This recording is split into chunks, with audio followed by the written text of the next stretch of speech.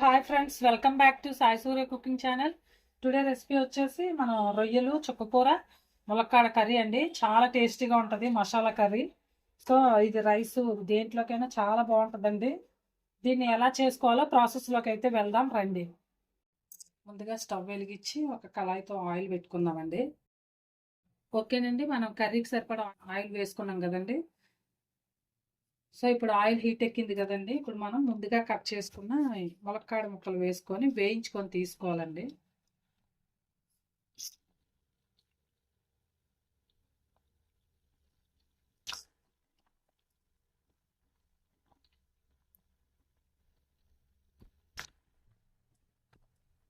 ఓకేనండి, ఇవి 1 నిమిషం పాటు వేయించుకుంటే సరిపోద్దండి. ములక్కాడలో మనం లాస్ట్లో కర్రీ అయ్యే ముందు మళ్ళీ వేసుకోవచ్చండి.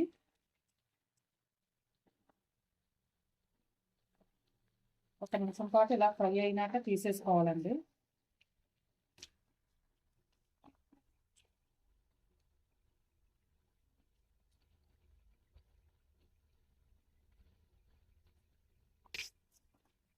ఓకేనండి, మనం ఆనియన్స్ పేస్ట్ చేసుకున్నాం కదండి. ఉల్లిపాయ పేస్ట్ వేసుకోవాలండి. ఫస్ట్ గ్రైండ్ చేసుకు పెట్టుకున్నాం.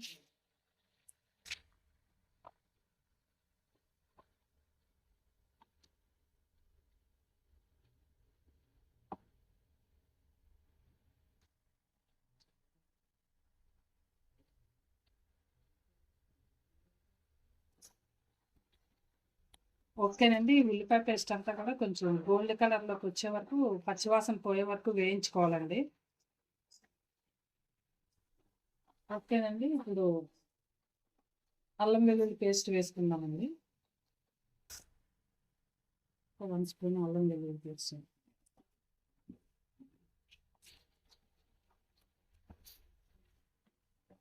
ఇప్పుడు కరివేపాకు వేసుకుందామండి. కొద్దిగా కరివేపాకు, అలాగే సన్నగా కట్ చేసుకున్న పచ్చిమిర్చి, అలాగే కొద్దిగా పచ్చిమిర్చి ముక్కలండి.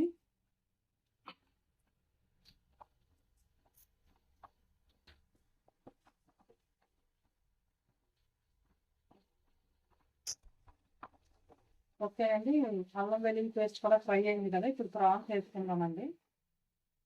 ముందుగా కడిగి శుభ్రం చేసుకున్న పసుపు ఉప్పు వేసి కడిగి పెట్టుకున్న ప్రాన్స్ అండి ఇవి.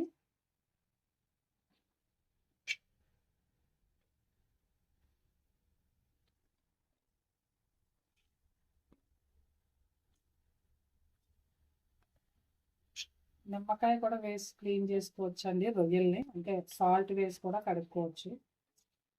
ఇంకా మనకి నీచు స్మెల్ రాకుండా ఉండాలంటే పసుపు ఇవన్నీ కూడా వేసి కడుక్కోవచ్చు అండి. దీన్ని కలుపుదామండి.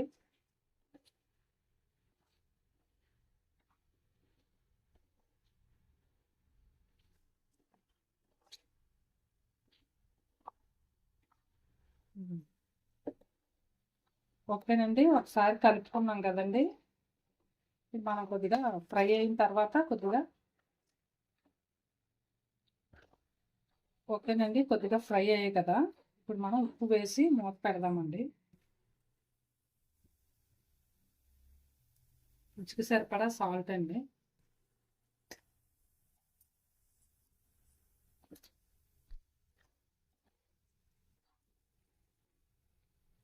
ఇప్పుడు ఒక 10 నిమిషాల పాటు మూత పెడదామండి.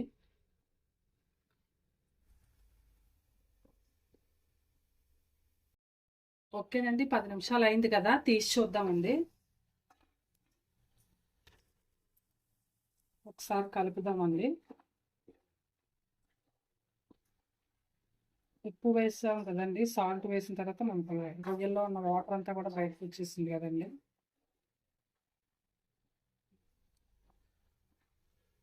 ఓకేనండి, ఇప్పుడు మనం ఇందులో కొద్దిగా కారం వేసుకుందామండి. ఒక 1½ స్పూన్ కారం,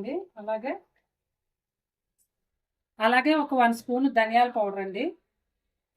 అలాగే ఒక 1/2 స్పూను జీలకర్ర పొడి అండి. ఒకసారి కలుపుదామండి దీన్ని అంతానా.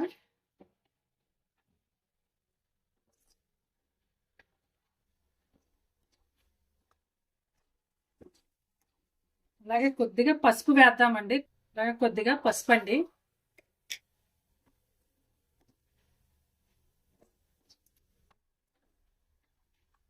ఓకేనండి, ఇదంతా కూడా కలిపాం కదా. ఇందులో మనం ముందుగా వేయించుకున్నాం కదండి, వేయించి తీసాం కదా, ఆ ములక్కాడ ముక్కల్ని ఇందులో వేసుకుందామండి.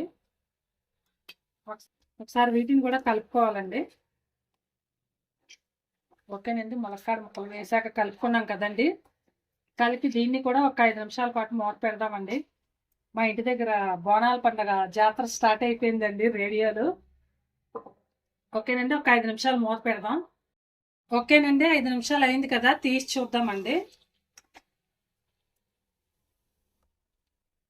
ఓకేనండి, ఇప్పుడు ఫైనల్లీ గరం మసాలా పొడి అండి. ఒకసారి దీన్ని అంతా కూడా కలుపుదామండి. ఓకేనండి, ఇప్పుడు మనం చుక్కకూర వేసుకుందామండి.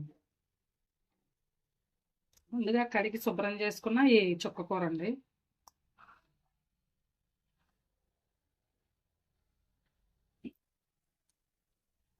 ఇప్పుడు ఒకసారి మనం ఫస్ట్ వేసాం కదండి రొయ్యల్లోని సాల్ట్, ఉప్పు వేసాం కదండి. సో సరిపోకపోతే చూసుకొని ఇప్పుడు మరలా కొద్దిగా వేసుకుంటే సరిపోద్దండి. ఇదంతా కూడా ఒకసారి బాగా కలిపి మూత పెట్టుకుంటే ఫ్రై అవుతుందండి.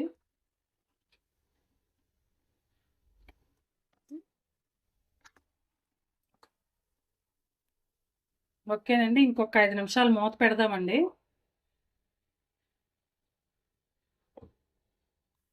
ఓకేనండి, 5 నిమిషాలు అయింది కదా, తీద్దామండి. ఓకేనండి, ఫైనల్గా కొద్దిగా కొత్తిమీర వేసుకొని స్టవ్ ఆఫ్ చేసుకోవడమేనండి. కర్రీ రెడీ అయిపోయిందండి. అంతేనండి,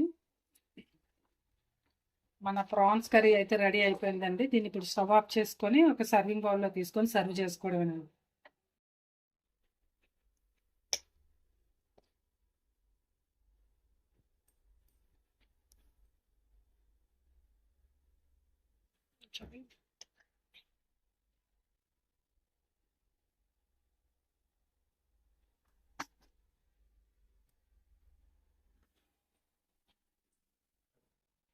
ఓకేనండి, రొయ్యలు చుక్కకూర ములక్కాడ మిక్స్డ్ కర్రీ చాలా టేస్టీగా ఉంటుందండి.